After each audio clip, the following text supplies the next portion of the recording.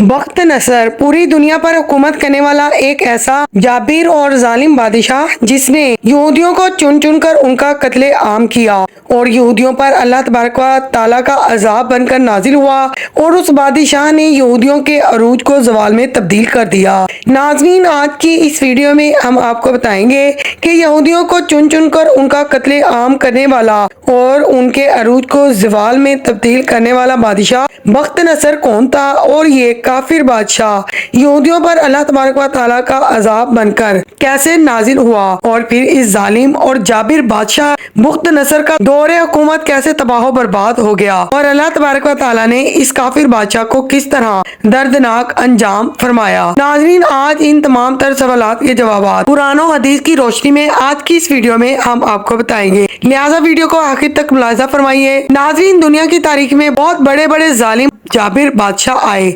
जिन्होंने इस दुनिया के अंदर अपने जुल्म और जबर की दास्तानों का रकम किया। उन बादशाहों में से 4 बादशाह ऐसे थे जिन्होंने पूरी रुए जमीन पर बादशाहत की।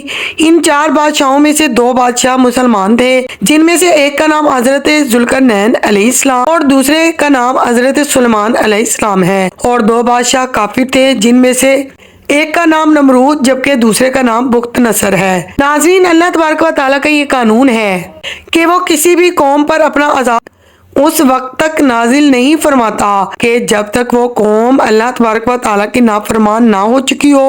किसी भी कौम का ज़वाल उस वक्त शुरू होता है जब वो कौम अल्लाह तबारक व तआला की नाफरमान हो जाती है और हद से ज्यादा बढ़कर तरह तरह की बुराइयों में मुब्तला होकर कुफ्र शिरक करती है। पहले जितनी भी कौमें अल्लाह तबारक व तआला के अजाब से हलाक की गई, वो तमाम तर कौमें अल्लाह की नाफरमानियों के अंदर मुब्तला थीं कि वो लोग अल्लाह तबारक व तआला की जात को छोड़कर कुफ्र शिरक करते और बुत परस्ती करते थे और लोगों पर जुल्म सितम करते थे।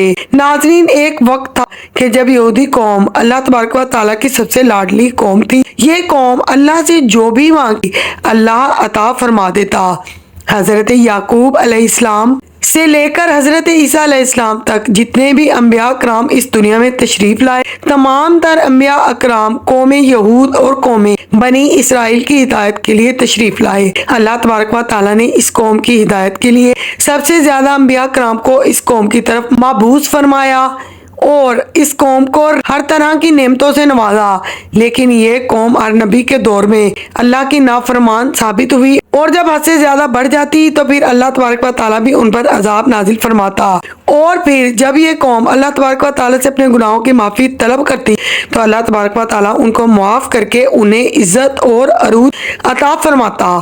नाज़रीन, जब हजरत सुलेमान अलैहिस्सलाम का दौर आया तो उस वक्त ये कौम यरूशलेम में आबाद थी। सुलेमान अलैहिस्सलाम के दौर में इस कौम ने पूरी दुनिया में राज किया, लेकिन जब हजरत सुलेमान अलैहिस्सलाम इस दुनिया से तशरीफ ले गए तो उनके तशरीफ ले जाने से तकरीबन 400 साल बाद ये कौम फिर अल्लाह तबारक व तआला की नाफरमानियां करने लगी और तरह तरह के गुनाहों के अंदर मुब्तला हो गई और अल्लाह तबारक व तआला की जात को छोड़कर कुफ्र शिरक और बुत परस्ती के अंदर मुब्तला हो गई।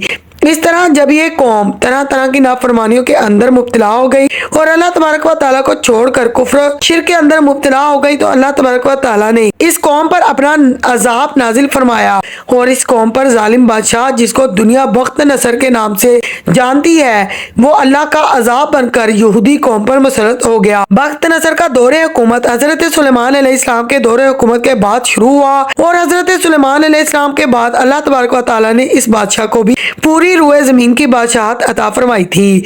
नाज़रीन, बख्त नसर की पैदाइश के मुतालिक 2 तरह की रिवायात मिलती हैं। एक रिवायत के मुताबिक ये कौम अमालिका में से था।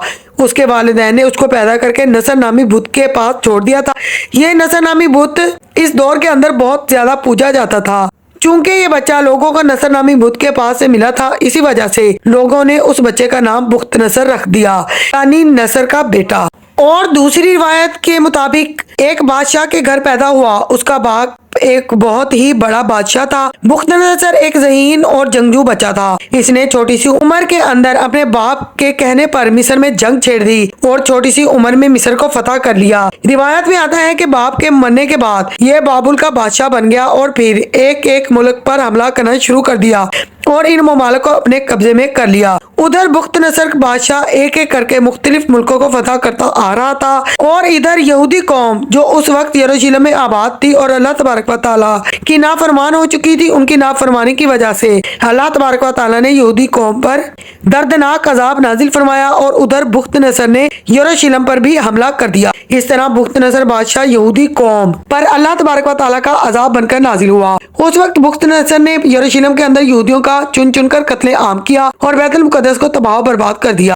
اس حملے کے اندر 4000 تورات کے عاملوں کا بھی قتل عام کیا گیا اور 40,000 یہودیوں کو جلا وطن کر دیا گیا، اور اس وقت یہودی قتل و غارت کے ڈر سے دوسرے ممالک کی طرف بھاگنے لگے۔ اس حملے کے اندر بخت نصر بادشاہ نے 80,000 یہودیوں کو اپنا قیدی بنا لیا تھا۔ روایات کے مطابق ان قیدیوں میں اللہ تبارک و تعالیٰ کے 2 برگزیدہ نبی بھی شامل تھے۔ ایک کا نام حضرت دانیال علیہ السلام جبکہ دوسرے کا نام حضرت عزیر علیہ السلام ہے۔ ناظرین، جب بخت نصر نے یروشلم پر حملہ کیا تو سارے یروشلم کو جلا کر ہیکل سلیمانی کو گرا دیا۔ ہیکل سلیمانی کے سارے خزانے کو لوٹ کر اس کے اندر موجود تمام تر کتابوں کو جلا دیا، جس میں تورات شریف کے اصل نسخے بھی شامل تھے۔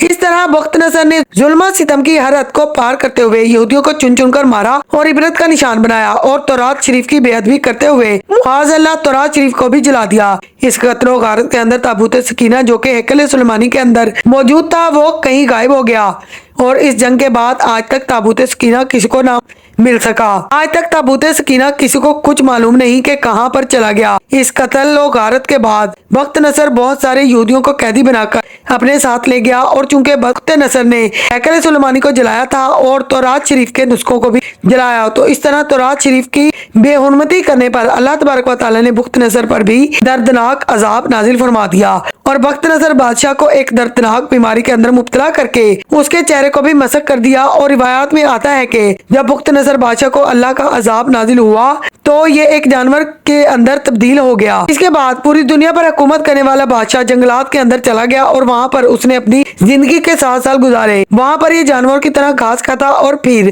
7 سال وہیں گزارے۔ پھر 7 سال بعد اللہ نے اس کی بیماری کو دور کر دیا اور یہ جانور سے دوبارہ انسان بن گیا۔ اب ہم بخت نصر کی موت کے متعلق بات کرتے ہیں کہ ناظرین اس کا انجام کیا ہو۔ اس کے بارے میں روایات میں آتا ہے کہ جب بخت نصر بادشاہ نے بہت سارے یہودیوں کو قید کیا تو ان کے اندر اللہ تبارک و تعالیٰ کے 2 نبی بھی تھے جن کا نام حضرت دانیال اور حضرت عزیر علیہ السلام ہے، جو کہ بعد میں اللہ کے حکم سے بخت نصر کے مشیر بن گئے۔ ناظرین، چونکہ حضرت دانیال علیہ السلام اللہ کے نبی تھے اور اللہ نے انہیں علم سے نوازا تھا، لہذا بخت نصر بادشاہ حضرت دانیال کے علم کی وجہ سے انہیں بہت زیادہ اہمیت دیتا تھا، اور بخت نصر کا حضرت دانیال کو عزت دینا یہودیوں کو برداشت نہ تھا۔ دراصل یہودی قوم حضرت دانیال سے بغض اور حسد کرتی تھی، چنانچہ ایک دن یہودیوں نے مل کر حضرت دانیال کو معاذ اللہ قتل کرنے کی سازش کی۔ یہ قوم بخت نصر سے کہنے لگی کہ حضرت دانیال جب پانی پی لیتے ہیں تو معاذ اللہ یہ اپنا پیشاب نہیں روک سکتے، ان کو فوراً پیشاب آ جاتا ہے۔ یہ بات اس دور کے اندر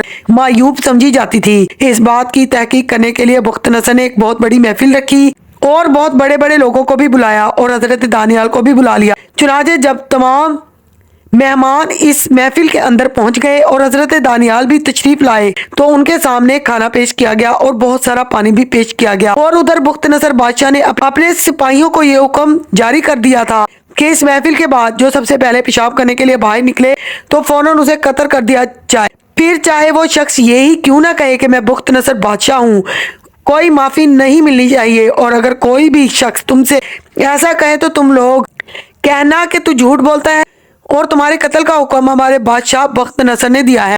ناظرین، روایت میں آتا ہے کہ جب یہ محفل ختم ہوئی اور تمام لوگ کھانا کھا چکے تو اللہ تبارک و تعالیٰ کی قدرت کا کمال یہ ہوا کہ سب سے پہلے ان لوگوں میں سے جس کو پیشاب کی حاجت محسوس ہوئی وہ بخت نصر بادشاہ خود تھا۔ اس طرح بخت نصر بادشاہ جیسے ہی پیشاب کی غرض سے باہر نکلا اور دروازے کی طرف باہر آیا تو اس وقت اندھیرا تھا اور اندھیرے کی وجہ سے کچھ پتہ نہ چلا کہ آخر یہ کون سا شخص ہے۔ جیسے ہی سپاہی بادشاہ پر حملہ آور ہوئے تو بخت نصر بادشاہ نے فوراً چیخ کر کہا کہ میں بخت نصر بادشاہ ہوں، کیا کر رہے ہو؟ تو سپاہیوں نے جواب دیا کہ تو جھوٹ بولتا ہے اور تمہارے قتل کا حکم ہمارے بادشاہ نے دیا ہے۔ چنانچہ اسی وقت سپاہیوں نے حملہ کیا اور بخت نصر کا سر تن سے جدا کر دیا۔ ناظرین، امید کرتی ہوں کہ یہ ویڈیو آپ کو ضرور پسند آئی ہوگی۔ ویڈیو اچھی لگے تو پلیز ویڈیو کو لائک کیجیے، چینل کو سبسکرائب کر دیجیے۔ اللہ نگہبان۔